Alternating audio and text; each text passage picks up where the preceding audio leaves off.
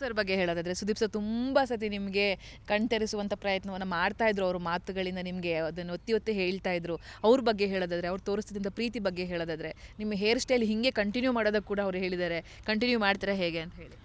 ಈಗ ಸುದೀಪ್ ಸರ್ ಬಗ್ಗೆ ಹೇಳ್ಬೇಕಂದ್ರೆ ನನ್ನ ಪಾಲಿನ ದೇವ್ರವ್ರ, ಯಾಕಂದ್ರೆ ನಾ ಅವ್ರ ಅಪ್ಪಟ ಅಭಿಮಾನಿ. ಯಾಕಂದ್ರೆ ನಾ ಎಂದ ಬುದ್ಧಿ ತಿಳ್ತಾ ಇರ್ತೈತೆ ಅಂದ್ರೆ ಅವನಿಂದ ನನ್ನ ಅಪ್ಪಟ ಅಭಿಮಾನಿ. ಅವ್ರ ಬಗ್ಗೆ ನನಗೆ ಯಾಡಿಲ್ಲ. ಅವ್ರ ಬಗ್ಗೆ ನನಗೆ ಸರ್ವತ್ತಿನಾಗ ಕೇಳಿದ್ರು ನನಗೆ ಒಳ್ಳೆ ರೆಸ್ಪಾನ್ಸ್, ನನಗೆ ಸರ್ವತ್ತಿನಾಗ ನಿದ್ದೆಗೆ ನನಗೆ ಎಬ್ಸಿ ಕೇಳಿದ್ರು ಸುದೀಪ್ ಸರ್ ಬಗ್ಗೆ ಹೇಳಕ್ಕೆ ರೆಡಿ ಅದನು. ಯಾಕಂದ್ರೆ ಅವ್ರು ಹೇಳೋ ಮಾತು ಪ್ರತಿಯೊಂದು ಮಾತು ನನಗೆ ಹಿಂಗೆ ಮನಸ್ಸಿಗೆ ಹತ್ತಿದ್ದು. ಸರ್ಗಳು ಹೇಳಿದ್ದು ನಮ್ಮ ಮಾತು ಪಾಲನೆ ಮಾಡ್ಬೇಕು, ಅವ್ರು ಹೇಳಿದ ತಕ್ಕಂತೆ ನಾನು ನಡ್ಕೋಬೇಕು, ನಡಿಬೇಕು. ಅವರೇ ಇಷ್ಟು ಹೇಳತ್ತಾರಂದ್ರೆ ನಾನು ಕೇಳಲಿಕ್ಕಂದ್ರೆ ನಮ್ಮ ಮನುಷ್ಯವತ್ತನೇ ಇರೋದಿಲ್ಲ, ನಮ್ಮ ಮನುಷ್ಯ ಆಗಿರೋದಿಲ್ಲ. ಅವ್ರು ಹೇಳಿದ್ನ ಅಲ್ಲಿ ಪಾಲನೆ ಮಾಡಬೇಕು. ನನ್ನ ವ್ಯಕ್ತಿತ್ವ ಅಂತೇನು ಬಿಟ್ಟು ಕೊಟ್ಟು ಮಾಡಿಲ್ಲ, ನನ್ನ ವ್ಯಕ್ತಿತ್ವ ಹಿಡ್ಕೊಂಡು ಮಾಡಿದನು. ಸುದೀಪ್ ಸರ್ ಅಂದ್ರೆ ನನ್ನ ಪಾಲಿನ ದೇವರ, ಅವ್ರ ಅಪ್ಪಟ ಅಭಿಮಾನಿ. ಅಭಿಮಾನಿಗಳಿಗೋಸ್ಕರ ಒಂದು ಪ್ರೀತಿಯಿಂದ ಹಾಡು ಹೇಳೋದಾದ್ರೆ, ಅಭಿಮಾನಿಗಳು ಬರಲಿ, ಅಲ್ಲಿ ಸುದೀಪ್ ಸರು ಬರಲಿ, ಆ ಥರದಲ್ಲಿ ಯಾವ ಥರ ಹಾಡು ಹೇಳೋದಕ್ಕೆ ಇಷ್ಟಪಡ್ತೀರಾ ಅಂತ ಹೇಳಿ? ಆ ಥರ ಅಂದ್ರೆ ಈಗ ಒಂದು ಮನ್ಯಾಗ ಬಿಗ್ ಬಾಸ್ ಮೇಲೆ ಮತ್ತು ಸುದೀಪ್ ಸರ ಮೇಲೆ ಬರ್ದಿದ್ದ ಒಂದು ಗೀತೆ.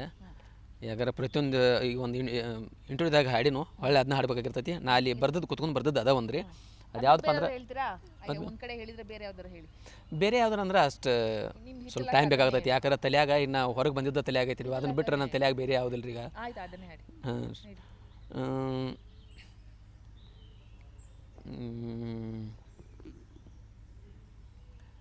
ಧ್ವನಿಯೋ ಧ್ವನಿಯೋ ಇದುವೇ ಕೋಗಿಲೆ, ಧ್ವನಿಯೋ ಧ್ವನಿಯೋ ಧ್ವನಿಯೋ ಇದುವೇ ಜೇನಿನ ಹನಿಯೋ, ಧ್ವನಿಯೋ ಬೆಳಕಾದರ ಎದಿ ಡವ ಡವ ಬಡ್ಕೋತೈತಿ, ಕೇಳಿರ ಬಿಗ್ ಬಾಸ್ ಧ್ವನಿಯೋ, ಓ ಕೇಳಿರ ಬಿಗ್ ಬಾಸ್ ಧ್ವನಿಯೋ.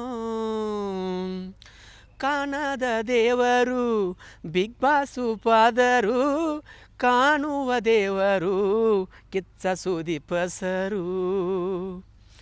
ನೀವು ಆಡು ಮಾತು ನಮಗ ವೇದವಾಕ್ಯ, ನಿಮ್ಮನು ನಾವು ಪಡೆದ ಅಪರೂಪದ ಮಾಣಿಕ್ಯ.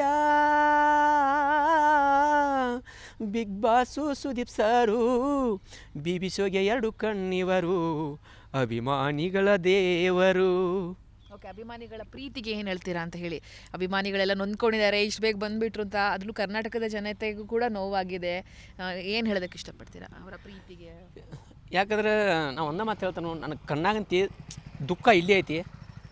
ಬರೀ ಮಾಳು ಇದನ್ನ ಬರೀ ಹತ್ಕೊಂಡ ತೋರಿಸ್ತಾನಂತ ಹೇಳ್ಕಿಸಿಂದ ಹೇಳ್ತಾನಂತ ಹೇಳ್ಕಿಸಿಂದ ಭಾಳ ತಡ್ಕೊಂಡದನು.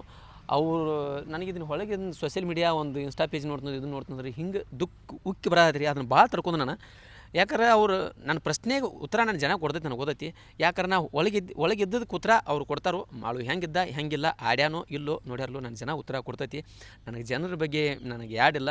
ಅವ್ರು ನನ್ನ ಪಾಲಿನ ದೇವರು ಯಾವತ್ತಿದ್ರು. ಅವ್ರನ್ನ ಪೂಜಿಸ್ತಾನ, ಆರಾಧಿಸ್ತಾನ. ಅವ್ರು ನನ್ನ ಹೊತ್ತು ಮೆರೆಸ್ತಾರೆ. ಅವ್ರನ್ನ ನಂಬಿಕೆ ನಾವು ಉಳಿಸ್ಕೊಂಡು ಅಲ್ಲಿ ಮನ್ಯಾಗ ಇದ್ದಂಗೆ. ಅವ್ರ ನಂಬಿಕೆಗಂತ ನಾ ಯಾವುದೂ ಎರಡು ಬಗ್ದಿಲ್ಲ.